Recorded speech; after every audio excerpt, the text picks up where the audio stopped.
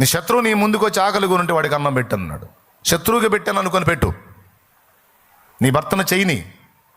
తల్లిదండ్రులకు సాయము చేసే కొడుకు ఆశీర్వదించబడతాడు. తల్లిదండ్రుల్ని ప్రేమించే కూతురైనా కొడుకైనా దరిద్రతలో ఉండరు. ఏ నాటికైనా వాళ్ళు సమృద్ధిగా ఆశీర్వదించబడతారు. వాళ్ళు సమృద్ధిగా ఆశీర్వదించబడతారు. ఎందుకంటే దేవుడు సంతోషపడతాడు దాన్ని బట్టి. తల్లిదండ్రిని నిర్లక్ష్యపరిచే కొడుకులు కొప్పేసుకున్నవాడు తినలేడు. తల్లిదండ్రికి అన్నం చేరకుండా అడ్డగించే కోడలో పోగు చేసినా తినలేదు. భవిష్యత్తులో తనకు కూడా అదే కర్మ గాలిద్ది. యాడికి పోదు. నేను తిని నిన్ను ఆశీర్వదించినట్లు దీవించినట్లు నా కుమారుడా ఏశావు ఆహారం దేరా అన్నాడు.